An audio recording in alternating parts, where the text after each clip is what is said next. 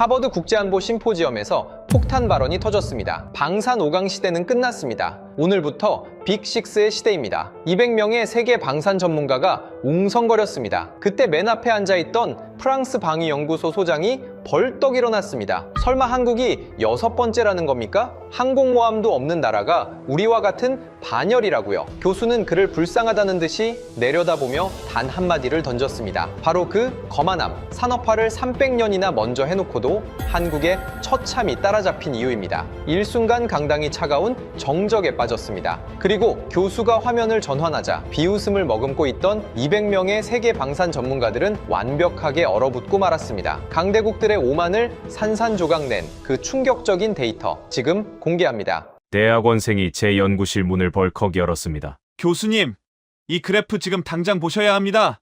한국발 방산 수출 곡선이 거의 수직이었습니다. 계약 상대국을 봤습니다. 폴란드, 사우디, 노르웨이, 호주, 나토 핵심 회원국과 중동 산유국이 줄을 서서 한국 무기를 사고 있었습니다. 저는 코웃음을 쳤습니다. 우크라이나 특수야. 급하니까 닥치는 대로 산 거지. 학생이 화면에 한 줄을 가리켰습니다. 사우디아라비아, 천국 미사일 방어 체계, 32억 달러. 저는 손가락이 멈췄습니다. 32억 달러요? 중동의 하늘은 반세기 동안 미국 패트리엇, 아니면 러시아 S-400 이 두 체계만 존재했습니다. 그런데 사우디가 둘 다 제치고 한국을 골랐다고요? 교수님, 이건 우크라이나랑 아무 관계 없습니다.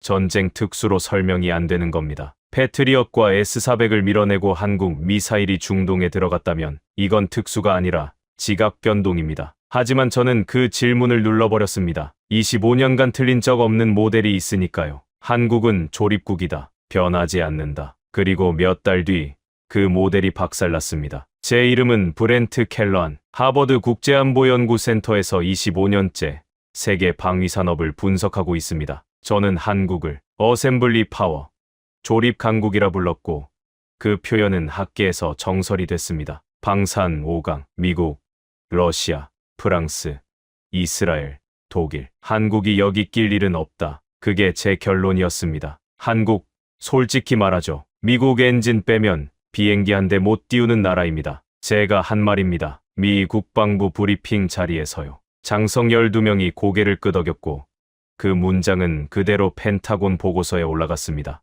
그런데 지금 상황이 완전히 뒤집혔습니다. 모니터에 사진 한 장이 떴습니다. 경납고 문이 열리고 있었습니다. 안에 전투기 한 대가 서 있었습니다. 동체의 태극 마크, 지제기가 아니었습니다. 양산기였습니다. 실전 배치용 KF-21 보라매.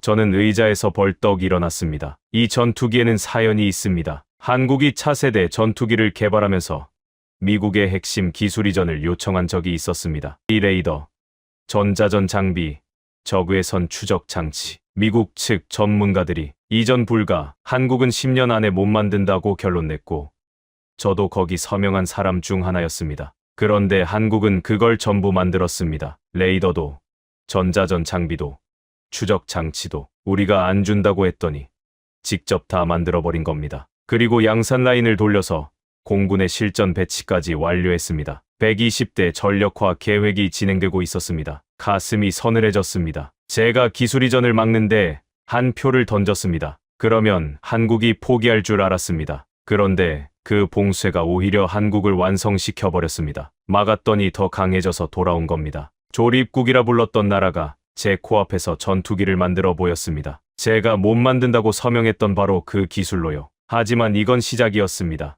하늘에서 온 충격이 채가 시기도 전에 땅에서 더 큰 소식이 올라왔습니다. 폴란드 계약 뉴스가 들어왔습니다. 저는 처음에 폴란드 계약을 대수롭지 않게 봤습니다. 한국이 폴란드에 K 전차와 K9 자주포를 수조 원 규모로 팔았다는 뉴스. 단순 구매가 아니라 현지 생산 라이선스까지 포함된 계약이었죠. 하지만 저는 그냥 넘겼습니다. 우크라이나 전쟁 때문에 급하게 산 거다. 전쟁 끝나면 다시 독일이나 미국 무기로 돌아갈 거다. 그런데 데이터를 뜯어보기 시작하면서 얼굴이 굳어졌습니다. 폴란드는 급해서 아무거나 산 게 아니었습니다. 폴란드는 고를 수 있었습니다. 독일 레오파르트도, 미국 에이브럼스도 선택지에 있었습니다. 유럽 최강의 전차, 세계 최강의 둘 다 제안서를 냈습니다. 그런데 폴란드가 둘 다 거절하고 한국을 골랐습니다. 왜? 저는 이걸 이해할 수가 없었습니다. 독일 레오파르트는 나토 표준이나 다름없는 전차입니다. 유럽 국가가 전차를 산다면 레오파르트를 사는 게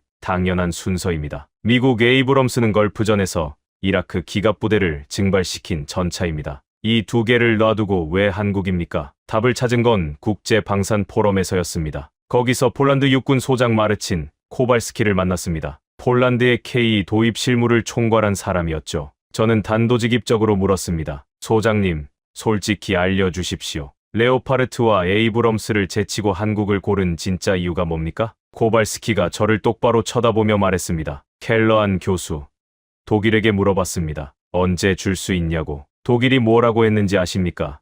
기다려라. 그게 답이었습니다. 코발스키는 웃지 않았습니다. 헝가리가 독일 레오파르트를 주문한 게 몇 년 전인지 아십니까?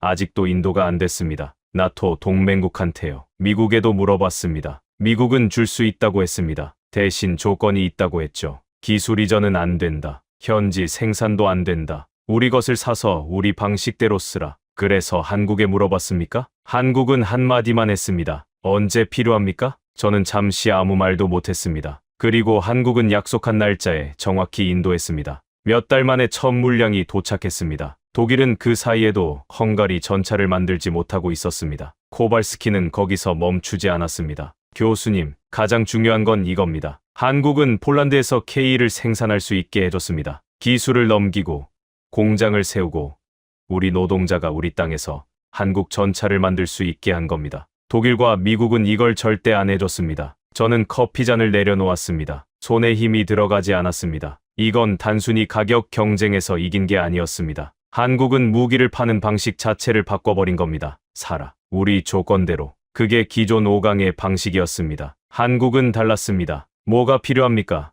언제까지 드릴까요? 당신 나라에서 직접 만들 수 있게 해드릴까요? 이건 무기 장사가 아니었습니다. 방산 동맹의 새로운 모델이었습니다. 그리고 결과를 보십시오. 폴란드 국방부가 공식 발표를 냈습니다. K 전차는 폴란드에서 생산될 것이다. 독일이 반세기 동안 유럽 전차 시장의 절대 강자였습니다. 레오파르트는 나토의 상징이었습니다. 그 독일이 자기 뒷마당인 동유럽에서 한국에 밀려난 겁니다. 그것도 독일이 가장 자부심을 가진 전차 분야에서요. 저는 연구실로 돌아와서 한참 모니터를 들여다봤습니다. 제 데이터베이스에 폴란드 계약 내역이 정리되어 있었습니다. 금액, 수량, 납기일, 기술 이전 조건, 숫자 하나하나가 제 분석 모델에 금이 가게 만들고 있었습니다. 우크라이나 특수라고요? 독일 레오파르트와 미국 에이브럼스를 제안받고도 한국을 고른 건 급해서 아무거나 산 것이 아닙니다. 의도적으로 비교 검토 끝에 한국을 택한 겁니다. 공군에서 전투기로 첫 번째 충격을 받았습니다. 육군에서 전차로 두 번째 충격을 받았습니다. 여기까지는 솔직히 이렇게 정리하려 했습니다. 전투기는 틈새 시장이고 전차는 유럽의 특수한 상황이라고 두 번까지는 억지로 설명을 붙일 수 있었습니다. 하지만 세 번째는 어떤 변명으로도 막을 수가 없었습니다. 미국과 러시아가 반세기 동안 양분해온 시장, 중동, 그 한가운데로 한국이 걸어 들어가고 있었습니다. 그것도 미사일을 들고요. 미사일. 이건 제가 가장 늦게 알아챈 영역이었습니다. 전투기와 전차는 뉴스에 나옵니다. 크고 시끄럽고 화면에 잘 잡히니까요. 하지만 미사일 방어 체계는 조용합니다. 계약이 성사돼도 언론에 크게 안 뜹니다. 그래서 저도 놓쳤습니다. 놓치지 말았어야 했습니다. 제 대학원생이 또 연구실에 왔습니다. 이번에는 문을 두드리지도 않았습니다. 그냥 들어와서 노트북을 펼쳤습니다. 교수님, 계약 목록입니다. 화면에 뜬 내용을 보고 저는 안경을 벗었습니다. 사우디아라비아, 천국 미사일 방어 체계 10개 포대, 32억 달러, 아랍에미리트, 대형 계약 체결, 이라크, 28억 달러 규모 미사일 시스템 수출, 사우디, 아랍에미리트, 이라크. 이 세 나라가 동시에 한국 미사일을 산 겁니다. 제가 왜 안경을 벗었는지 설명하겠습니다. 중동 방공 시장이라는 건 반세기 동안 딱 두 개의 이름으로만 돌아갔습니다. 미국 패트리엇, 러시아 S-400점. 다른 선택지는 존재하지 않았습니다. 이건 시장 점유율의 문제가 아닙니다. 중동의 안보 구조 자체가 이 두 체계를 축으로 세워져 있었습니다. 패트리엇을 사면 미국 편, S-400을 사면 러시아 편. 그게 중동의 룰이었습니다. 그런데 한국이 세 번째 선택지를 들고 나타난 겁니다. 저는 이걸 직접 확인하고 싶었습니다. 마침 중동 안보 포럼에 참석할 일이 있었고 거기서 국방조달청 차관 타리크 알만수리를 만났습니다. 천궁 계약의 실무를 총괄한 사람이었습니다. 저는 물었습니다. 차관님, 패트리엇이 있었습니다. S400도 있었습니다. 왜 한국이었습니까? 알만수리가 커피잔을 내려놓으며 말했습니다. 켈러한 교수, 우리는 패트리엇을 원했습니다. 처음에는요. 미국에 요청했습니다. 미국이 뭐라고 했는지 아십니까? 뭐라고 했습니까? 조건이 너무 많았습니다. 이건 안 되고 저건 안 되고 운용 방식도 미국이 정해주겠다. 우리 하늘인데 우리 맘대로 못 쓰는 방공망을 왜 삽니까? 저는 고개를 끄덕였습니다. 사실 패트리엇의 판매 조건이 까다롭다는 건 업계에서 공공연한 이야기였습니다. S400은요. 알만수리가 고개를 저었습니다. 정치적으로 불가능합니다. S400을 사는 순간 미국과의 관계가 끝납니다. 터키가 S400을 샀다가 F-35 프로그램에서 쫓겨난 거 아시지 않습니까? 그래서 한국을 찾은 겁니까? 한국이 먼저 왔습니다. 알만수리가 저를 똑바로 쳐다봤습니다. 한국은 물었습니다. 어떤 위협에 대비하고 싶으냐고, 어떤 환경에서 운용할 거냐고, 사막 기후에 맞게 조정해 줄 수 있다고, 현지 정비 능력까지 이전하겠다고, 패트리엇은 우리한테 사라고 했습니다. 한국은 우리한테 뭐가 필요하냐고 물었습니다. 폴란드에서 들은 말과 똑같았습니다. 독일은 기다려라. 미국은 우리 조건대로 해라. 한국은 뭐가 필요합니까? 이 패턴이 반복되고 있었습니다. 우연이 아니었습니다. 사우디의 32억 달러, 이라크의 28억 달러, 아랍에미리트의 대형 계약. 이게 전부 같은 시기에 터진 겁니다. 한국 미사일이 미국과 러시아가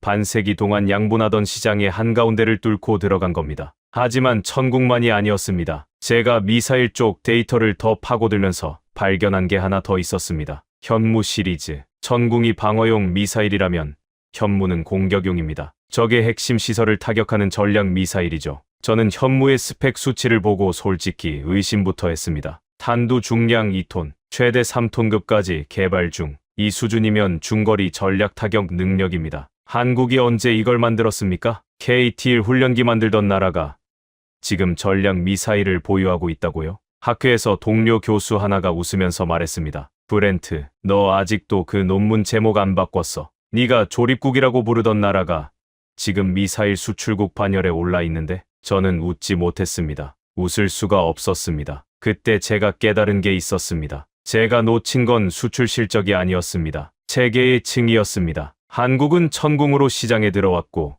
현무로 전략 지도를 바꾸고 있었습니다. 방어와 공격, 수출과 억지력을 동시에 키우고 있었던 겁니다. 공군에서 전투기, 육군에서 전차, 그리고 이제 미사일. 세 번째 충격이었습니다. 여기까지 오면 이건 우크라이나 특수도 아니고 틈새 시장도 아닙니다. 패턴입니다. 하지만 네 번째 충격이 남아 있었습니다. 그리고 이건 나머지 셋을 전부 합친 것보다 컸습니다. 바다 밑에서 올라온 소식이었습니다. 보고서 한 장이 제 책상에 올라왔습니다. 한국 도산한 창호급 잠수함에서 잠수함 발사 탄도 미사일 수중 발사 성공. 저는 2번 읽었습니다. 3번 읽었습니다. 네 번째 읽을 때 의자 등받이에 기대 앉았습니다. 이게 왜 그렇게 충격이었는지 설명하겠습니다. 잠수함 발사 탄도 미사일 SLBM. 이건 핵 보유국들의 전유물입니다. 미국, 러시아, 중국, 영국, 프랑스. 핵무기를 가진 나라들만이 운용하는 최종 보복 수단입니다. 적이 먼저 핵을 쏴도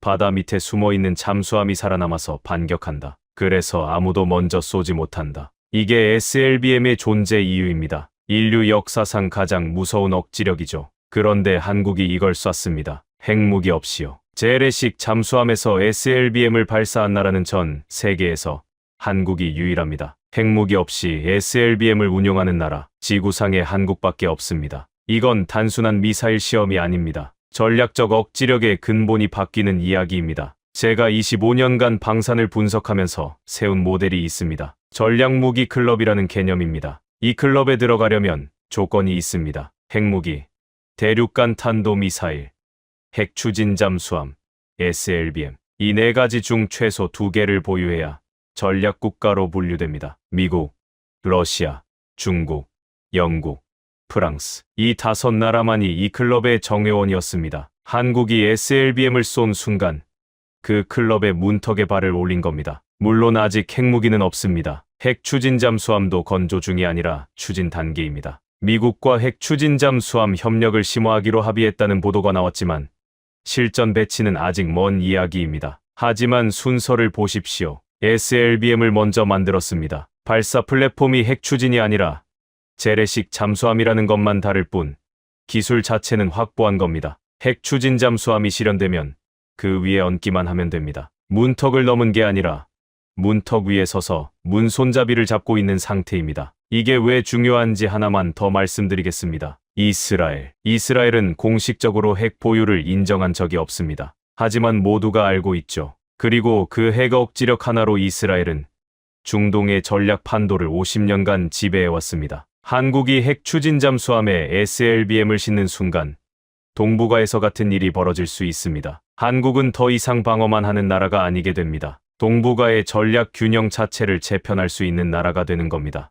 SLBM은 이미 현실입니다. 핵 추진 잠수함은 아직 미래입니다. 하지만 그 미래까지의 거리가 제가 생각했던 것보다 훨씬 짧았습니다. 저는 그날 밤 연구실에 혼자 앉아 있었습니다. 모니터 4대의 한국 방산 데이터가 떠 있었습니다. 공군, KF-21점, 육군, K2와 K9점, 미사일, 천군과 현무, 해군, SLBM, 4개의 영역, 공군, 육군, 미사일, 해군. 한국은 4곳 전부에서 제 예상을 부쉈습니다. 그때 학회에서 일본 방위연구소 소장 오카다, 신이치를 만난 기억이 떠올랐습니다. 처음 만났을 때 오카다는 코웃음을 쳤습니다. KF-21은 미국 엔진 없이는 못 날죠. 조립의 연장선입니다. 두 번째 만났을 때는 변명을 했습니다. 폴란드는 특수한 상황입니다. 전쟁이 끝나면 수요도 끝나겠죠. 세 번째 만났을 때 SLBM 이야기가 나오자 오카다는 아무 말도 하지 않았습니다. 고개를 돌렸습니다. 코웃음에서 변명으로, 변명에서 침묵으로 그 변화가 모든 걸 말해주고 있었습니다. 저도 결심해야 할 때가 됐습니다. 25년간 단 한 번도 바꾸지 않았던 논문 제목, 글로벌 디펜스 빅5, 그 숫자를 바꿔야 할 때가 온 겁니다. 연구실, 새벽 2시, 모니터 불빛만 얼굴을 비추고 있었습니다. 저는 논문 파일을 열었습니다. 제목이 화면 위에 떠 있었습니다. 글로벌 디펜스 빅5 세계 방산 시장의 구조적 분석. 25년간 제 커리어를 대표하는 논문이었습니다. 학계에서 수백 번 인용됐고 펜타곤과 나토 브리핑에 올라갔고 세계 방산 분석의 기본 틀로 쓰여온 논문이었습니다. 커서를 제목 위에 올렸습니다. 5에 커서를 놓았습니다. 지우기 버튼을 누르는데 3초가 걸렸습니다. 하지만 그 3초를 결심하는데 2년이 걸렸습니다. 5를 지우고 6를 입력했습니다. 글로벌 디펜스 빅6. 저장을 누른 뒤 한참 동안 화면을 들여다봤습니다. 25년간 한 번도 바꾸지 않았던 숫자가 바뀌어 있었습니다. 이상한 기분이었습니다. 패배감은 아니었습니다. 오히려 비가 개고 나서 눈이 한쪽 벗겨진 느낌이랄까요. 25년간 제 시야를 가리고 있던 뭔가가 떨어져 나간 느낌이었습니다. 다음 날 연구센터에서 동료 교수 3명과 점심을 먹었습니다. 소문이 이미 돌고 있었습니다. 브렌트, 논문 제목을 바꿨다며? 바꿨습니다. 빅6. 6번째가 어디야? 저는 포크를 내려놓고 대답했습니다. 25년 전에는 미국 엔진 없이 비행기도 못 띄우던 나라입니다. 지금은 전투기, 전차, 미사일, 잠수함을 전부 자체 설계하고 있고 전부 수출하고 있습니다. 테이블이 조용해졌습니다. 공군에서 미국의 기술 봉쇄를 뚫었습니다. 저도 전자전 장비도 추적 장치도 전부 직접 만들어서 양산기에 넣었습니다. 육군에서는 독일 레오파르트와 미국 에이브럼스를 제치고 나토 핵심 회원국의 선택을 받았습니다. 미사일에서는 미국 패트리엇과 러시아 S-400이 반세기 동안 양분하던 중동 시장에 끼어들었습니다. 사우디 32억 달러, 이라크 28억 달러. 해군에서는 재래식 잠수함으로 SLBM을 쏴서 전략무기 클럽의 문턱에 올라섰습니다. 핵무기 없이 SLBM을 운용하는 나라는 지구상에 이 나라 하나뿐입니다. 동료 하나가 물었습니다. 그래서 그 나라가 어디야? 대한민국입니다. 아무도 웃지 않았습니다. 제가 농담하는 게 아니라는 걸 알았으니까요. 육해공 전 영역에서 동시에 이런 도약을 보여준 나라는 21세기 들어 한국이 유일합니다. 저는 숫자를 보여줬습니다. 스톡홀름 국제평화연구소 기준. 한국은 세계 12 주요 무기 수출국입니다. 미국 무역청 기준으로는 8위. 순위 자체보다 중요한 건 속도입니다. 이 속도로 육해공 동시에 올라온 나라는 지난 50년간 없었습니다. 한국 방산 성장의 원동력도 설명했습니다. 국가 주도의 연구 개발, 높은 국내 수요, 자동화된 생산 기반, 빠른 납기, 그리고 기술 이전 패키지. 이 5가지가 맞물려서 기존 5강이 수십 년 걸린 것을 한국은 10년, 20년 안에 해치우고 있었습니다. 동료 하나가 고개를 저으며 말했습니다. 그래도 빅6라는 건 좀 과한 거 아니야? 한국은 아직 엔진도 못 만드는데. 저는 기다렸다는 듯이 대답했습니다. 30년 전에는 레이더도 남의 것이었습니다. 전자전 장비도 남의 것이었습니다. 미사일도 남의 것이었습니다. 지금은 전부 자기 것입니다. 엔진이 다음 계단이라는 걸 모르겠습니까? 그리고 하나 더 덧붙였습니다. 엔진 없이도 120대 양산하고 수조 원 수출 계약을 따내고 중동에서 러브콜을 받고 있습니다. 엔진까지 만들면 어떻게 될 것 같습니까? 테이블이 다시 조용해졌습니다. 그날 오후 웨슬리 피어스한테서 메일이 왔습니다. 브렌트, 빅6라니. 너무 나간 거 아니야? 한국은 아직 조립 수출국이야. 저는 그 메일을 읽고 한참을 웃었습니다. 5년 전에 제가 보낸 메일 같았거든요. 한 글자 한 글자가 과거의 저였습니다. 피어스에게 답장을 써야 했습니다. 하지만 메일로는 안 될 것 같았습니다. 직접 만나서 이야기해야 할 내용이었습니다. 숫자나 순위가 아니라 이 모든 도약의 밑바닥에 깔린 하나의 패턴에 대해서요. 기술을 막으면 어떻게 되는가? 한국이 보여준 답은 제 상식을 완전히 뒤집는 것이었습니다. 피어스를 만나기 전에 먼저 정리해야 할 게 있었습니다. 제 머릿속에서 계속 맴도는 하나의 질문. 어떻게, 한국은 대체 어떻게 이걸 해낸 겁니까? 전투기, 전차, 미사일, 잠수함. 내 영역 전부에서 동시에 도약한 나라.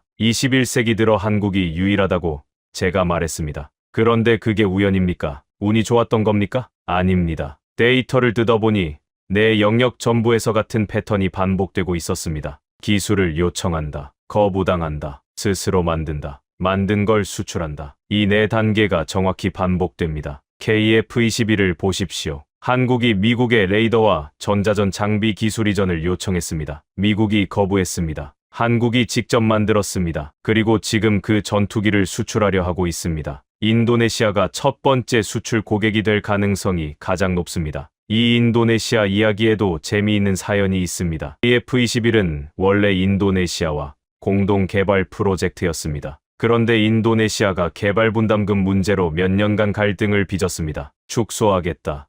빠지겠다. 말이 많았죠. 한국은 흔들리지 않고 혼자서 개발을 밀고 나갔습니다. 결과가 나오니까 어떻게 됐습니까? 분담금 갈등을 일으켰던 그 나라가 이제 첫 번째 수출 고객으로 돌아오려 하고 있습니다. 참고로 한국의 초음속 훈련기 T-50도 첫 수출국이 이하였습니다. 역사가 반복되고 있는 겁니다. 전차도 같은 패턴입니다. 한국은 처음에 미국과 독일의 기술을 도입해서 전차를 만들었습니다. 조립국이라는 제 평가가 틀리지 않았던 시절이 있었습니다. 하지만 한국은 거기서 멈추지 않았습니다. K1에서 K1A1으로, K1A1에서 K2로 한 단계씩 기술을 쌓아 올렸습니다. 지금 K 흑표는 세계 어떤 전차와 비교해도 밀리지 않는 성능을 갖고 있고 폴란드가 자국 영토에서 생산하겠다고 나선 겁니다. 항공 분야는 더 극적입니다. 한국의 항공산업은 계단을 올라왔습니다. 한 칸씩. 절대 건너뛰지 않았습니다. 첫 번째 계단, KT-1 기본 훈련기. 두 번째 계단,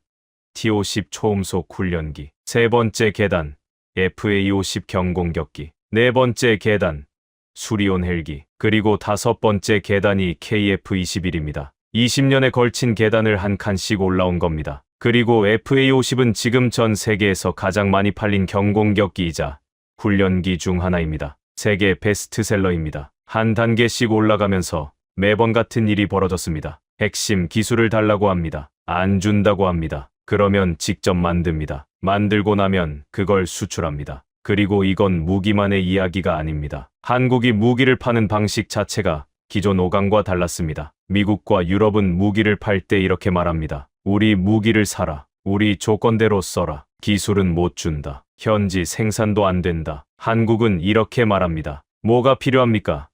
언제까지 드릴까요? 당신 나라에서 직접 만들 수 있게 해드릴까요? 이건 무기 장사가 아닙니다. 방산 동맹의 완전히 새로운 모델입니다. 폴란드의 K 전차를 팔면서 현지 생산 라인을 세워줬습니다. 폴란드 노동자가 폴란드 땅에서 한국 전차를 만들 수 있게 한 겁니다. 사우디의 천궁을 팔면서 사막 환경에 맞는 운용 조건을 맞춰줬습니다. 현지 정비 능력까지 이전하겠다고 했습니다. 기존 5강 중 어느 나라도 이렇게 하지 않았습니다. 그래서 제가 내린 결론은 이겁니다. 기술을 막으면 무너질 줄 알았습니다. 그런데 한국은 막힐 때마다 스스로 길을 만들었습니다. 그리고 그 길 위에서 만든 것들을 기존 강자들보다 더 좋은 조건으로 세계에 팔기 시작했습니다. 결국 우리가 통제할 수 없는 경쟁자가 되어버린 겁니다. 이걸 정리하고 나니까 피어스에게 무슨 말을 해야 할지 명확해졌습니다. 메일이 아니라 직접 만나서 말해야 했습니다. 하버드 캠퍼스 안쪽에 작은 카페가 있습니다. 교수들이 조용히 이야기할 때 쓰는 곳이죠. 피어스에게 거기서 보자고 했습니다. 피어스가 먼저 와 있었습니다.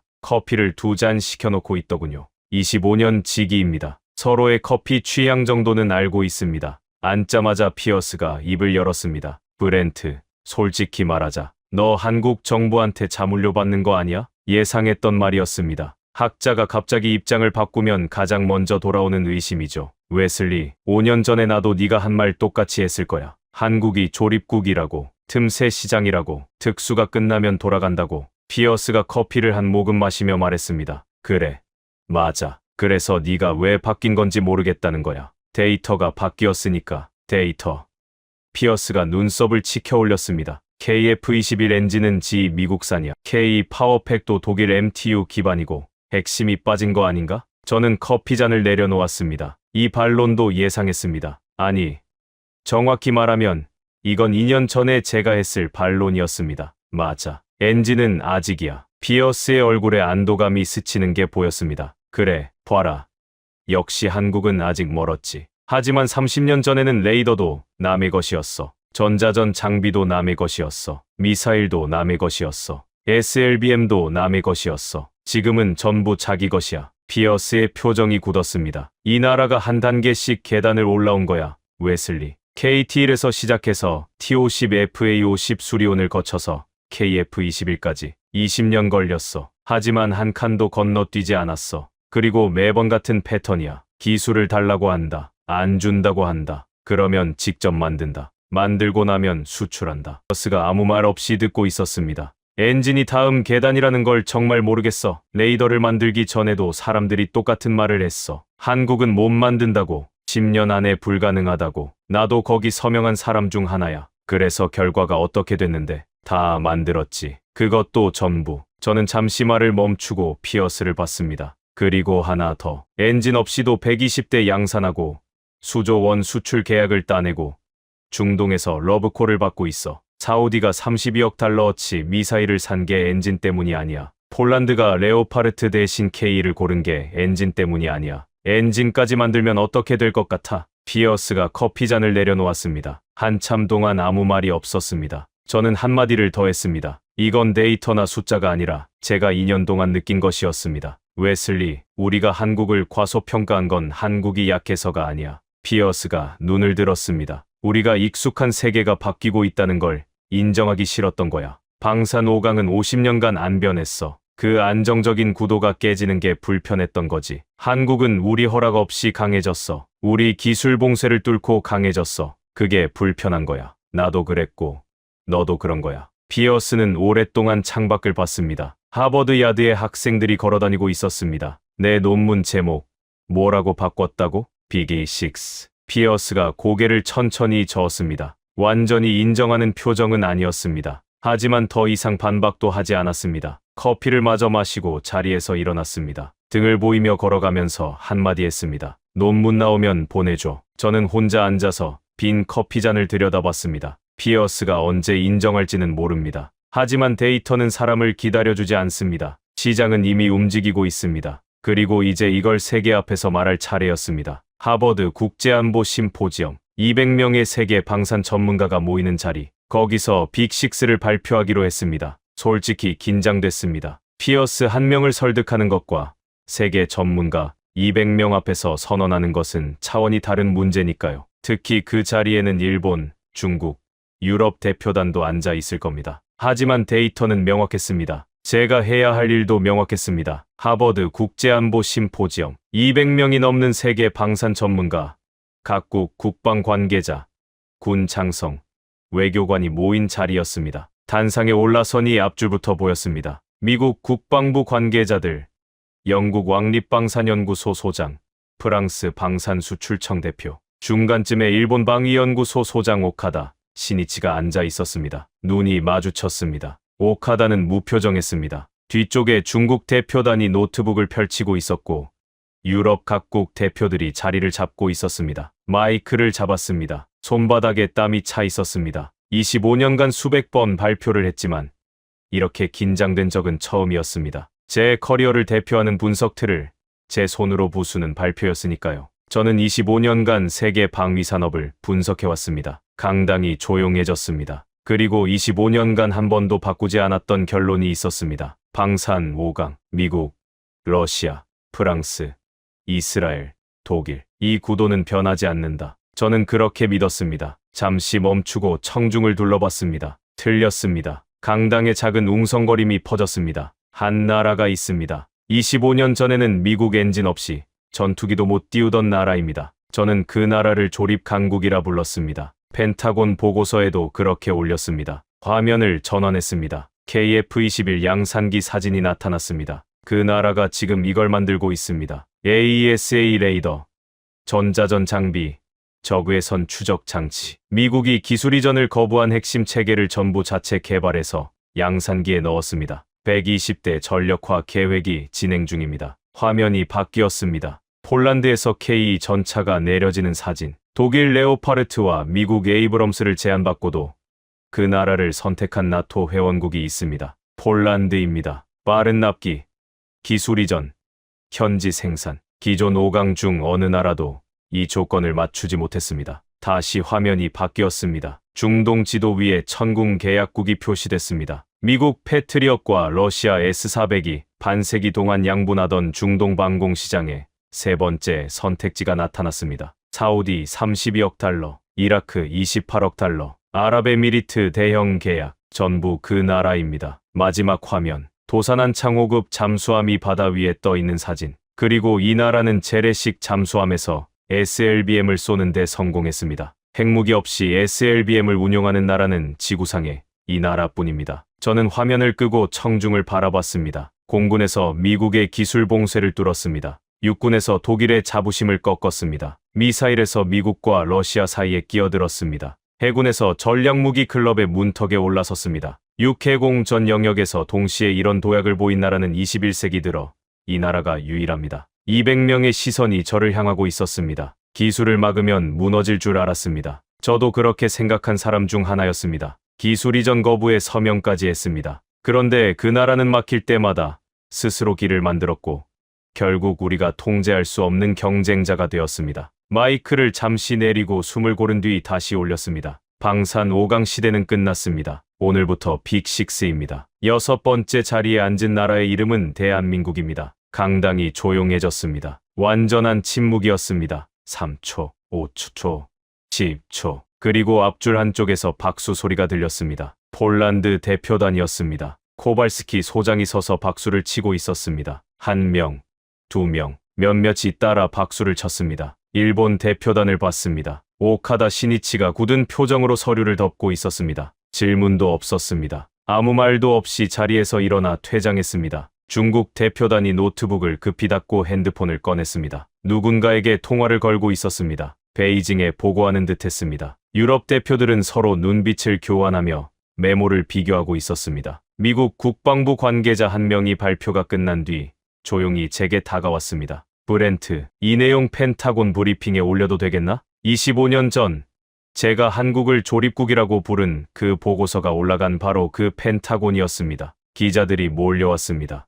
교수님, 이것이 미국의 공식 입장입니까? 한국 정부와 접촉이 있었습니까? 저는 손을 들어 조용히 해달라는 신호를 보냈습니다. 이것은 25년간의 연구와 최근 2년간의 데이터가 내린 결론입니다. 그 이상도 그 이하도 아닙니다. 단상에서 내려오면서 마지막으로 한마디를 덧붙였습니다. 모든 전문가는 자기 모델이 영원할 거라 믿습니다. 저도 그랬습니다. 하지만 세계는 전문가의 모델을 기다려주지 않습니다. 대한민국이 그것을 증명했습니다. 발표가 끝난 뒤 호텔방에서 혼자 앉아 있었습니다. 넥타이를 풀고 창밖을 봤습니다. 케임브리지의 밤거리에 학생들이 걸어다니고 있었습니다. 머릿속에는 학 회장의 반응이 계속 맴돌았습니다. 오카다의 침묵, 중국 대표단의 긴급 통화, 펜타곤 관계자의 브리핑 요청, 코발스키의 박수, 그리고 한 가지 생각이 떠올랐습니다. 제가 오늘 발표한 내용을 처음부터 끝까지 숫자 하나하나를 다시 점검해보자. 흥분에 빠져서 뭔가 놓친 건 아닌지 학자로서 마지막 검증이었습니다. 노트북을 펼쳤습니다.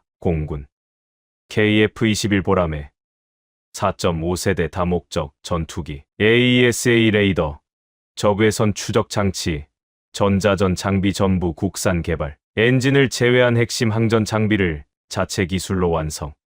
공군 실전 배치 완료. 120대 전력화 계획 진행 중. 인도네시아가 첫 수출국으로 가장 유력. 이 전투기의 진짜 가치는 성능이 아닙니다. 포지셔닝입니다. F-35는 미국이 진짜 동맹국에게만 파는 전투기입니다. 중동에서 F-35를 가진 나라는 이스라엘 뿐입니다. 아랍에미리트도, 사우디도 F-35를 원했지만 미국이 안 팔았습니다. 이 나라들에게 KF-21은 유일한 4.5세대 대안입니다. 현지 생산이 가능하고 기술 이전이 유연하고 운용국의 요구에 맞게 개조할 수 있습니다. F-35를 살 수 없는 나라들에게 KF-21이 유일한 선택지가 되고 있는 겁니다. 육군, K 흑표 전차와 K9 자주포, 폴란드와 수조원 규모 계약, 단순 수출이 아니라 현지 생산 라이선스 포함. 폴란드 국방부 공식 발표, K는 폴란드에서 생산된다. 독일 레오파르트는 헝가리 주문분도 아직 인도 못한 상태에서 한국은 몇 달 만에 첫 물량을 넣었습니다. K9 자주포는 이미 핀란드, 노르웨이, 인도, 터키, 호주, 이집트에서 운용 중입니다. 이집트가 200대를 주문했습니다. 핵심은 납기와 기술 이전이었습니다. 독일은 기다려라. 미국은 우리 조건대로 해라. 한국은 언제 필요합니까? 이 차이가 유럽의 공급 공백을 한국이 메우는 결과를 만들었습니다. 천궁과 현무, 천궁 미사일 방어 체계, 사우디 32억 달러, 10개 포대, 이라크 28억 달러 미사일 시스템, 아랍에미리트 대형 계약, 패트리엇과 S-400이 반세기 동안 양분하던 중동 방공 시장에 한국이 세 번째 축으로 들어갔습니다. 천궁은 수출 상품입니다. 현무는 다릅니다. 현무는 억지력입니다. 탄두 중량 2톤, 최대 3톤급까지 개발 중, 중거리 전략 타격 능력입니다. 천궁으로 시장에 들어가고 현무로 전략 지도를 바꾸고 있습니다. 방어와 공격을 동시에 키우는 구조입니다. 해군, 도산한 창호급 잠수함과 SLBM, 재래식 잠수함에서 SLBM 수중 발사 성공. 핵무기 없이 SLBM을 운용하는 나라는 세계에서 한국이 유일합니다. 핵 추진 잠수함은 미국과 협력 심화 단계. 아직 실전 배치는 아니지만 SLBM이라는 가장 어려운 기술은 이미 확보했습니다. SLBM은 현실, 핵 추진 잠수함은 미래. 하지만 현실이 미래보다 어려운 부분을 이미 해결한 상태입니다. 종합, 스톡홀름 국제평화연구소 기준 세계 12 주요 무기 수출국, 미국 무역청 기준 8위.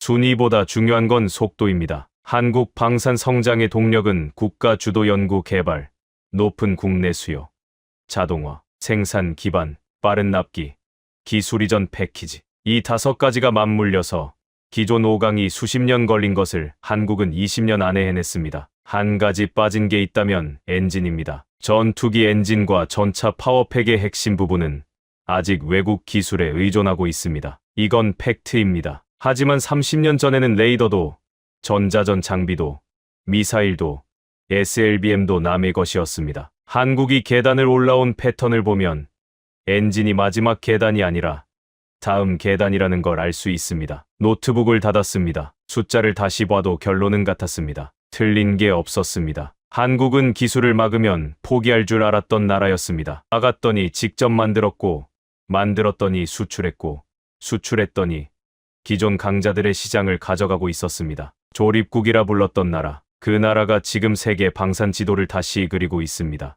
심포지엄이 끝나고 며칠 뒤 제 메일함이 터지기 시작했습니다. 가장 먼저 온 건 로이터 통신이었습니다. 빅6 발언에 대한 인터뷰를 요청합니다. 그 다음 파이낸셜 타임스, 그 다음 제인스 디펜스. 하루에 인터뷰 요청이 20건씩 쌓였습니다. 하지만 저를 가장 놀라게 한 건 언론이 아니었습니다. 발표 다음 날 일본 방위성 산하 연구기관에서 긴급 보고서가 올라갔다는 정보가 들어왔습니다. 제목은 확인하지 못했지만 한국 방산 역량 재평가라는 내용이었다고 합니다. 오카다가 학회장에서 아무 말 없이 퇴장한 이유를 그제서야 이해했습니다. 반박할 데이터가 없었던 겁니다. 처음에는 코웃음을 쳤고, 두 번째에는 변명을 했고, 세 번째에는 침묵했던 사람이 네 번째에는 보고서를 쓰고 있었습니다. 중국 쪽 반응은 더 흥미로웠습니다. 학회장에서 노트북을 급히 닫고 전화를 걸던 그 대표단. 베이징에서 한국 방산 수출 동향을 추적하는 별도 태스크포스가 구성됐다는 이야기가 업계에 돌았습니다. 중국이 세계의 공장을 자처하면서도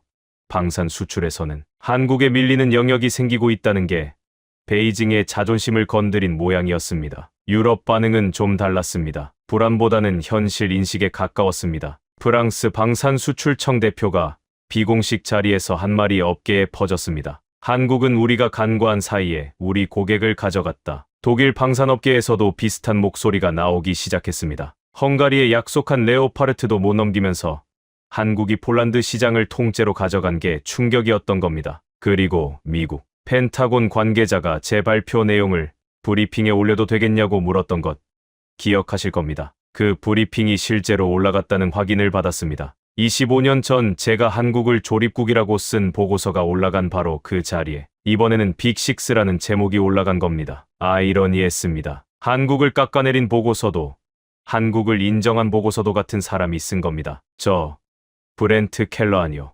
피어스한테서 메일이 왔습니다. 딱 한 줄이었습니다. 논문 읽었다. 할 말이 있는데 다음에 보자. 웃었습니다. 피어스는 인정하는데 시간이 걸리는 사람입니다. 저도 2년 걸렸으니까요. 피어스도 언젠가는 같은 결론에 도달할 겁니다. 데이터가 거기로 끌고 가니까요. 발표 이후 여러 나라에서 강연 요청이 들어왔습니다. 폴란드 바르샤바, 아랍에미리트 아부다비, 싱가포르, 인도 뉴델리, 한국 방산의 부상을 분석해달라는 요청이었습니다. 흥미로운 건 한국에서도 요청이 왔다는 겁니다. 서울에서 열리는 방산 포럼에 기조연설을 해달라고요. 25년 전 한국을 조립국이라 부른 사람을 초청하는 겁니다. 한국 사람들의 그 배짱이 뭐랄까, 기술 봉쇄를 뚫는 것과 같은 종류의 대담함이라고 느꼈습니다. 그 강연을 준비하면서 저는 한 가지를 더 깨달았습니다. 제가 놀란 건 한국의 무기가 아니었습니다. 무기는 결과물일 뿐입니다. 제가 정말 놀란 건 패턴이었습니다. 막히면 뚫습니다. 뚫으면 만듭니다. 만들면 수출합니다. 수출하면서 상대국의 기술까지 이전합니다. 기존 5강 중 어느 나라도 이렇게 하지 않았습니다. 미국은 조건을 달고, 러시아는 정치적 대가를 요구하고, 유럽은 느리게 움직입니다. 한국은 달랐습니다. 뭐가 필요합니까? 이 한마디로 세계 시장의 문을 열고 있었습니다. 그리고 이건 방산만의 이야기가 아닙니다. 제가 방산 전문가라서 방산을 먼저 봤을 뿐이지, 한국이라는 나라 자체가 이 패턴으로 움직이고 있다는 걸 깨달았습니다. 반도체가 그랬습니다. 배터리가 그랬습니다. 조선이 그랬습니다. 막히면 뚫고, 뚫으면 세계 최고가 되는, 이건 한 산업의 이야기가 아니라 한 나라의 DNA였습니다. 저는 25년간 한국을 잘못 봤습니다. 조립국이라 부르며 우습게 봤습니다. 기술을 안 주면 포기할 거라 생각했습니다. 그런데 이 나라는 포기하는 법을 모르는 나라였습니다. 막으면 더 강해져서 돌아오는 나라. 그게 대한민국이었습니다. 서울행 비행기를 탔습니다. 인천공항에 내려서 호텔로 가는 차 안에서 창밖을 봤습니다. 한강을 건너는데 양쪽으로 빌딩 숲이 펼쳐졌습니다. 저는 서울에 처음 온 게 아닙니다. 20년 전에도 온 적이 있었습니다. 그때와 지금은 완전히 다른 도시였습니다. 방산 포럼은 서울 시내 컨벤션 센터에서 열렸습니다.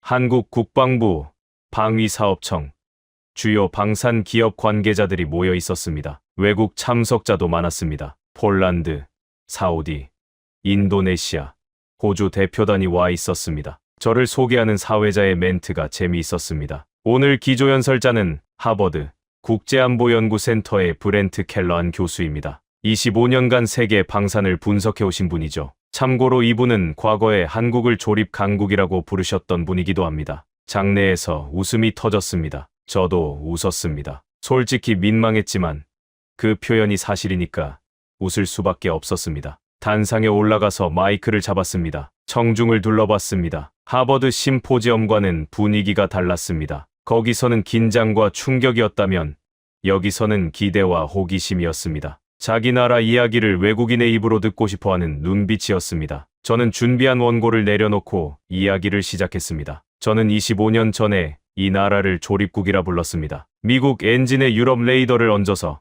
가성비 좋게 파는 나라라고요. 그게 제 논문에 실렸고 펜타곤 보고서에 올라갔습니다. 잠시 멈췄습니다. 틀렸습니다. 완전히 틀렸습니다. 장내가 조용해졌습니다. 한국은 KF-21으로 미국의 기술 봉쇄를 뚫었습니다. K2로 독일의 자부심을 꺾었습니다. 천궁으로 미국과 러시아가 양분하던 중동 시장에 들어갔습니다. SLBM으로 전략무기 클럽의 문턱에 올라섰습니다. 육해공 내 영역 전부에서 동시에 이런 도약을 보여준 나라는 21세기 들어 한국이 유일합니다. 숨을 고르고 한마디를 더했습니다. 저는 기술 이전을 거부하면 한국이 포기할 줄 알았습니다. 제가 직접 거부 결정에 서명한 사람 중 하나이기도 합니다. 하지만 한국은 포기하지 않았습니다. 막히니까 직접 만들었습니다. 만들고 나서는 기존 강자들보다 더 좋은 조건으로 세계에 팔기 시작했습니다. 여기서 원고에 없는 말을 했습니다. 오늘 이 자리에서 한 가지만 말씀드리겠습니다. 여러분의 나라를 여러분이 먼저 제대로 아셔야 합니다. 청중이 미동도 하지 않았습니다. 제가 25년간 한국을 과소평가했다는 건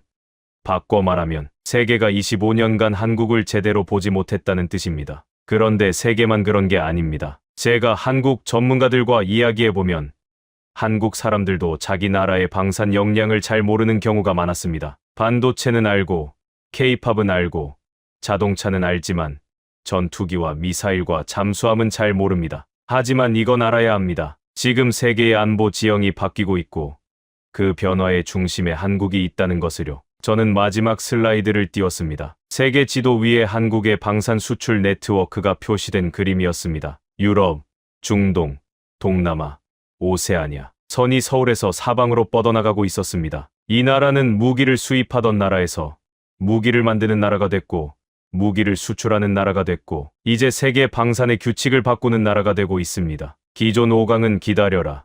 우리 조건대로 해라. 기술은 못 준다. 이렇게 무기를 팔았습니다. 한국은 뭐가 필요합니까? 이 한마디로 시장을 열고 있습니다. 갈 길이 멀다는 것도 압니다. 엔진처럼 아직 넘어야 할 산이 있습니다. 하지만 이 나라가 산을 만나면 어떻게 하는지 우리는 이미 알고 있습니다. 마이크를 내려놓기 전에 마지막 한마디를 했습니다. 대한민국, 당신이 생각한 것보다 훨씬 강한 나라입니다. 박수가 터졌습니다. 일어서는 사람들이 보였습니다. 저는 단상에서 내려오면서 이상한 기분을 느꼈습니다. 25년간 틀렸다는 게 부끄러운 게 아니라 25년 만에 제대로 봤다는 게 다행이라는 기분이었습니다. 서울에서 보스턴으로 돌아오는 비행기 안에서 저는 노트북을 펼치지 않았습니다. 13시간 동안 그냥 앉아 있었습니다. 생각을 정리해야 했습니다. 25년이었습니다. 25년간 저는 세계 방산 시장의 지도를 그려왔습니다. 미국이 꼭대기에 있고 러시아가 옆에 있고 프랑스와 이스라엘과 독일이 그 아래에 있는 지도. 그 지도는 한 번도 바뀐 적이 없었습니다. 저는 그 지도가 영원할 거라고 믿었습니다. 한국은 그 지도에 없었습니다. 아니, 있었지만 구석에 작게 적혀 있었습니다. 수출국.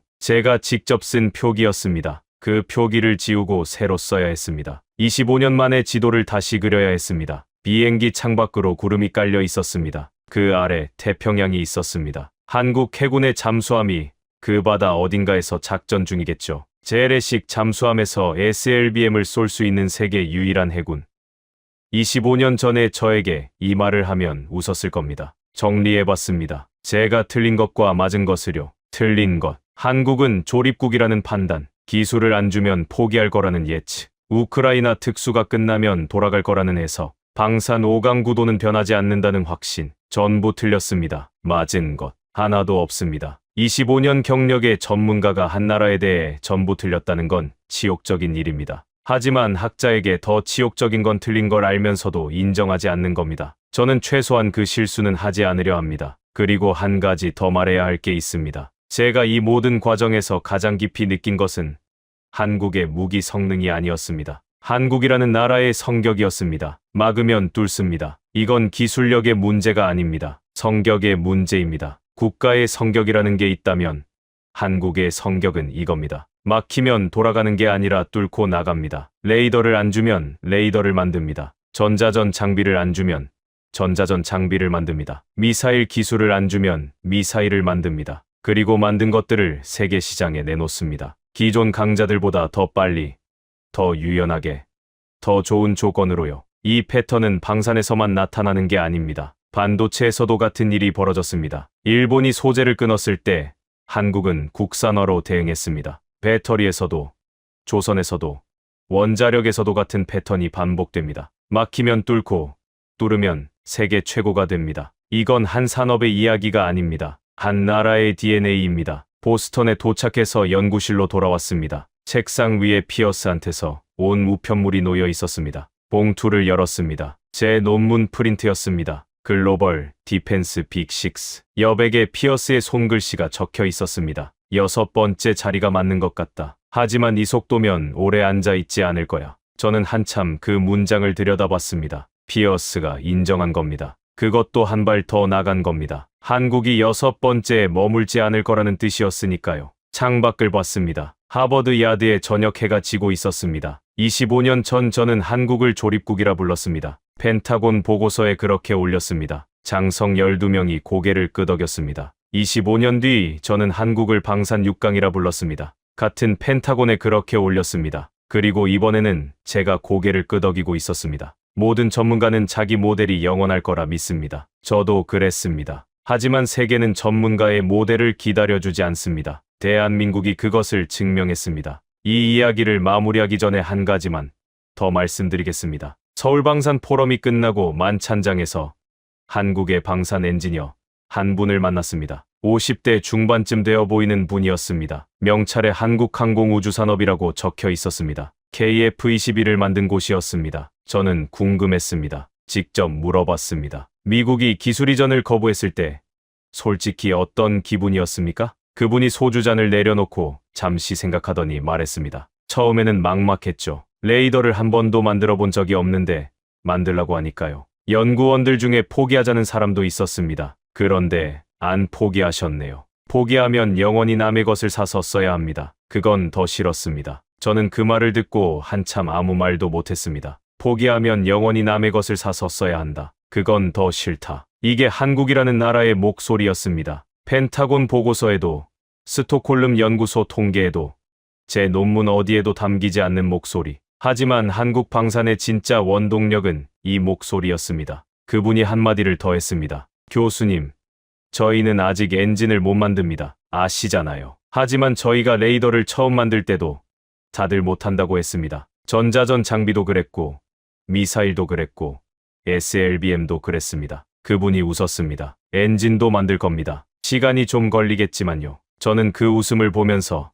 피어스의 메모가 떠올랐습니다. 6번째 자리가 맞는 것 같다. 하지만 이 속도면 오래 앉아 있지 않을 거야. 피어스가 맞을지도 모릅니다. 한국이 계단을 올라온 속도를 보면 6번째에 머물나라는 아닙니다. KT 훈련기에서 시작해서 KF-21 전투기까지 한 단계도 건너뛰지 않았습니다. 20년에 걸친 계단을 한 칸씩 올라왔습니다. 그리고 매번 같은 말을 들었습니다. 못한다고, 불가능하다고, 10년은 걸린다고 매번 해냈습니다. 엔진이 다음 계단입니다. 그 계단도 올라갈 거라고 저는 생각합니다. 아니, 25년간 이 나라를 과소평가해온 제가 이번에는 과소평가하지 않겠습니다. 만찬장을 나서면서 그 엔지니어분이 제 등 뒤에서 말했습니다. 교수님, 다음에 오시면 엔진도 보여드릴 수 있을 겁니다. 저는 뒤돌아보지 않고 손을 들어 인사했습니다. 기다리겠습니다. 여러분, 지금까지 미국이 팔고 도망친 하늘을 한국이 되찾은 이야기를 함께 하셨습니다. 어떠셨습니까? 정리하겠습니다. 52억짜리 패트리어트는 3천만 원짜리 드론을 보지도 못했습니다. 17분 만에 무너졌습니다. 미국은 2000페이지짜리 면책 계약서를 던지고 떠났습니다. 유럽은 플러그를 뽑고 등을 돌렸습니다. 한국에서 날아온 건 5명이었습니다. 소주로 상처를 닦았습니다. 라면으로 배를 채웠습니다. 500도짜리 인두를 맨손으로 쥐고 두 나라의 사막에서 살을 태웠습니다. 호텔 키는 모래에 던졌습니다. 복귀 명령은 군화발로 밟아 부쉈습니다. 사우디를 살리고 쉬지도 못한 채 UAE로 날아가 두 번째 하늘까지 지켰습니다. 이란의 미사일은 단 한 발도 땅에 닿지 못했습니다. 돈으로 산 방패는 첫 번째 미사일에 무너졌습니다. 사람이 세운 방패는 끝까지 남았습니다. 이 이야기가 더 많은 분들께 전해져야 한다고 생각하신다면 지금 이 영상을 공유해 주십시오. 여러분의 공유 하나가 대한민국이 어떤 나라인지 세상에 알리는 일이 됩니다. 가슴이 뜨거워지셨다면 댓글에 대한민국 네 글자만 남겨주십시오. 오늘의 사연은 여기까지입니다. 오늘도 우리 구독자님들의 가정에 따뜻한 행복이 가득하시길 진심으로 바라겠습니다. 긴 영상 끝까지 시청해주셔서 정말 감사합니다. 내일 더 좋은 이야기로 찾아뵙겠습니다. 미국은 계약서를 던졌습니다. 한국은 사람을 보냈습니다.